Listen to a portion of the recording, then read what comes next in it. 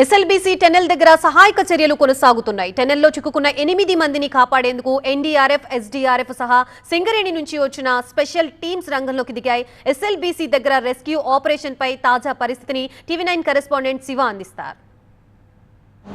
ఈ SLBC tunnel తవ్వకం విషయంలో చాలా క్రియాశీలకమైనటువంటి పాత్ర పోషిస్తుంటాయి ఈ సెగ్మెంట్లు.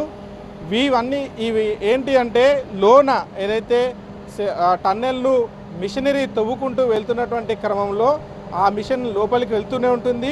బయటి నుంచి ఈ సెగ్మెంట్లన్నింటినీ పైన చుట్టూ ఈ టన్నెల్ చుట్టూ అమర్చుకుంటూ వస్తారు. దీని ద్వారా ఏమవుతుందంటే టన్నెల్ తవ్విన తర్వాత పైనుంచి వచ్చేటువంటి మట్టి కావచ్చు, ఎలాంటి కూలిపోవడం కానీ ఏ రకమైనటువంటి ప్రమాదాలు జరగకుండా ప్రధానంగా ఇవి ఈ టన్నెల్ రక్షణలో కీలక భూమిక పోషిస్తాయని చెప్పుకోవచ్చు ఈ సెగ్మెంట్లు. అయితే ఈ సెగ్మెంట్లు ప్రస్తుతం ఈ ప్రమాదానికి సంబంధించి అయితే ఇందులోనే ఈ సెగ్మెంట్లు కూలడంతోనే ప్రమాదం మొదట సంభవించింది.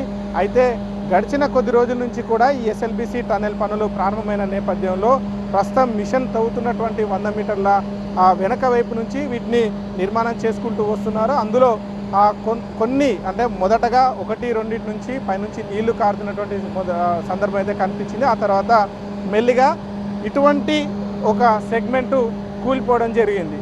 వెంటనే ఆ మిగిలినటువంటి చుట్టూ అంటే అంతకు ముందు వేసినటువంటి సెగ్మెంట్లు కూడా వరుసగా దాదాపుగా కొంత దూరం అంటే దాదాపు ఒక 20 నుంచి 25 మీటర్ల మేర మొత్తం కూలిపోయినటువంటి పరిస్థితి కనపడింది. అయితే ఈ సెగ్మెంట్లు కూలిపోయిన అనంతరం ఆ పైనుంచి పెద్ద మొత్తంలో మట్టి కూడా కిందికి చేరింది. దాని ద్వారా నీరు కూడా వచ్చి టన్నెల్లో నిండిపోయినటువంటి పరిస్థితి ఉంది. అయితే ఈ క్రమంలో మిషనరీ వైపు పనిచేస్తున్నటువంటి వారంతా కూడా అటువైపు ఉన్నారు.